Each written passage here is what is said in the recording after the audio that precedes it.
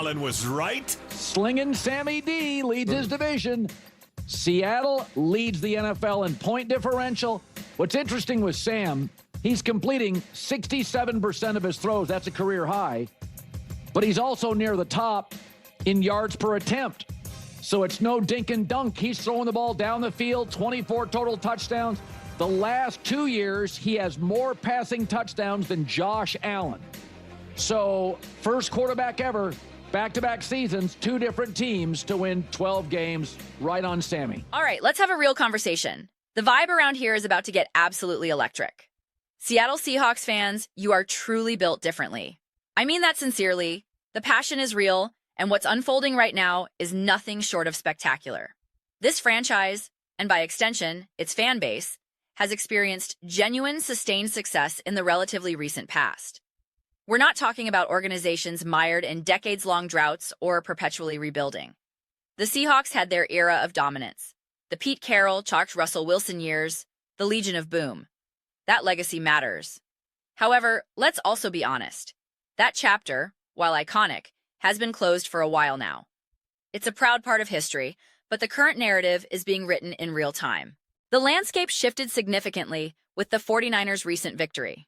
Currently, the Los Angeles Rams sit in the 6th seed, and the hold on the top spot in the conference is anything but secure. Technically, you're behind the 49ers on the tiebreaker, but the crucial detail is you still have to face them. The outcome of that game is everything. A loss definitively cedes the tiebreaker. A victory resets the calculus, pushing the comparison to divisional and then conference records. The reality is, we are hurtling toward a scenario eerily reminiscent of what Sam Darnold and the Minnesota Vikings faced last season against the Detroit Lions. The final game of the regular season could be a pure winner-take-all showdown for the #1 seed and the coveted first-round bye. Lose, and the floor could drop out, potentially sending you tumbling to the 5th or even 6th seed. The 7th seed appears largely locked in for the Green Bay Packers. The Lions are a remote possibility. This single result doesn't just tweak the bracket, it completely transforms the entire playoff trajectory. Before I dive any deeper into this labyrinth, a heartfelt request to the 12s. Please, don't forget to subscribe and watch these videos in their entirety. Your fan base was one of the first to truly demonstrate the incredible collective power you possess. When you engage fully, watching through and hitting subscribe, the impact is monumental. Views and subscriptions don't just increase, they explode. And I need to be clear, this isn't a hollow chase for metrics. Of course, growth is the goal, but the true objective is to foster a space and create content that people are genuinely excited to be a part of and consume. That authentic engagement is what allows me to continue producing the best, most grounded Seattle Seahawks analysis possible. Content rooted in sport, not sensationalism, offering unbiased and realistic conversations. You all know I grind to turn a fleeting 2-minute segment from another show into a comprehensive 20-minute deep dive, sparking a thriving discussion in the comments. That's the community I want to build. I'm pushing hard, with an admittedly ambitious target of reaching a major subscriber milestone before the playoffs. It's a lofty goal, akin to winning a championship itself, but it's driven by a vision: to live stream these playoff games, to transform game day into a massive, connected celebration for everyone here. I truly see this as a we, not a me. A friend recently chuckled when I called it a community. But that's exactly what it is. Watching a Seahawks victory in a live stream with people from across the country, and even the globe, all reacting in unison, it's a special kind of awesome. And it's only going to get more intense from here. Because here's the exhilarating truth. There is a genuine, tangible path for the Seattle Seahawks to win the Super Bowl. Let's contextualize this. Looking at the current playoff picture across the league, it genuinely feels like the field is wide open. I recently discussed a similar notion regarding the Jacksonville Jaguars, arguing that their path isn't just about facing inexperienced quarterbacks. They are a legitimate team that can compete with anyone. The same principle applies to Seattle. While certain paths are undoubtedly clearer or more favorable than others, I sincerely believe that every team currently in the mix, the Seahawks, Rams, Eagles, Patriots, etc., has a conceivable, if not undeniable, route to a championship. The impending playoff chaos is incredibly exciting. I've had a decent read on games lately, feeling the Ravens over the Steelers, the Eagles over the Packers, even the Commanders, with Jaden Daniels over the Falcons when everyone dismissed it. This season, however, I confess total uncertainty. When I try to map out all the potential matchups based on the myriad seeding possibilities, I draw a blank. And I love that. I love not knowing.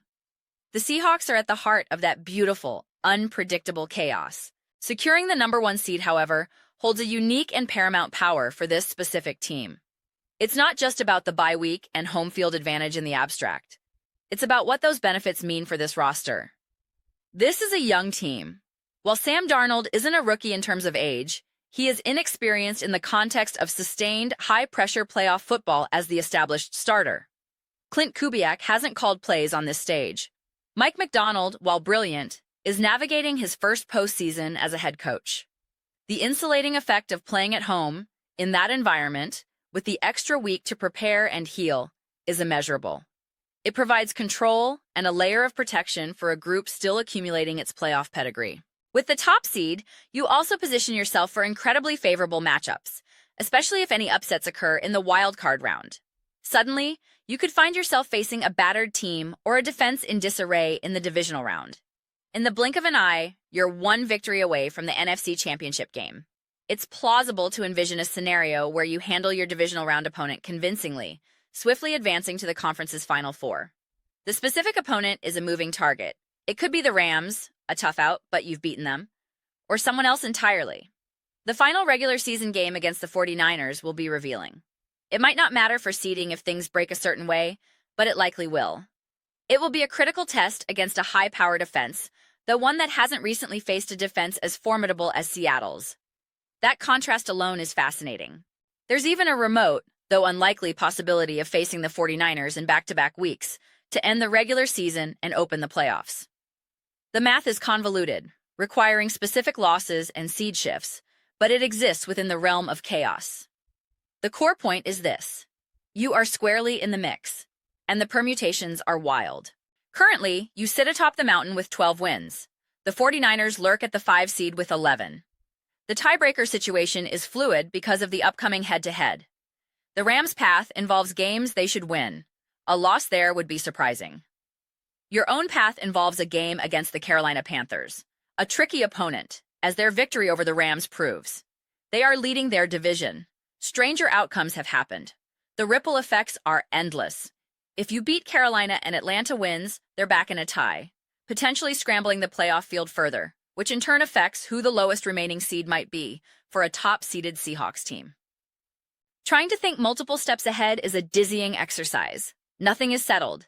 The only clear imperative is to seize the number 1 seed, the bye, and home field advantage. Let's project one plausible scenario if you hold the top spot. If the Packers pull an upset over the Bears, entirely possible even with their injuries, you'd host Green Bay, a very likable matchup. If the Bears win, the picture depends on other results. An Eagles loss could send San Francisco your way. An Eagles win likely sets up a Bears-Eagles clash, leaving you to face the winner of, say, Rams-Panthers. In many ways, the team you'd most want to delay facing is the Rams, given the difficulty of beating a quality opponent 3 times in a season. Yet, if you secure the top seed and navigate past your first opponent, you could potentially face the Rams in the divisional round, arguably your toughest potential hurdle. Conquer them, and the path to the NFC Championship suddenly looks less daunting. This mirrors the Philadelphia Eagles' path last year, a favorable wild-card matchup, followed by their hardest test in the divisional round, the Rams, which they passed before rolling through the NFC Championship. This is the space the Seattle Seahawks currently occupy. And in this jumbled, unpredictable landscape, they hold the best odds to win the Super Bowl. That statement speaks volumes about the monumental advantage the 1 seed confers for this particular team. It is massive. If an upset or 2 occurs elsewhere in the bracket, a Bears or Eagles loss, you could find yourself looking at a matchup where you feel, with 100% conviction, that the game is yours to lose. History suggests at least one major upset is likely. It's not hard to envision. And if that happens, you are suddenly just 1 game away from the NFC Championship. From there, who knows? Perhaps you face the Panthers, led by Bryce Young, for a trip to the Super Bowl. Would you take that? It's messy, exhilarating, and brutally hard to predict because everything remains up in the air. But that's the fun of it. I'm having a blast trying to piece it all together. Let me know your thoughts in the comments below. I read every single one, whether you're aligned with my perspective or not. Let's get some discussions going. Engage in some spirited debates. But most importantly, let's enjoy this ride together. Please consider subscribing. We are building something amazing here, a genuine community, and I would absolutely love for you to be a part of it. The goal is to create a connected, excited collective, and we're well on our way. Don't forget to give this video a thumbs up.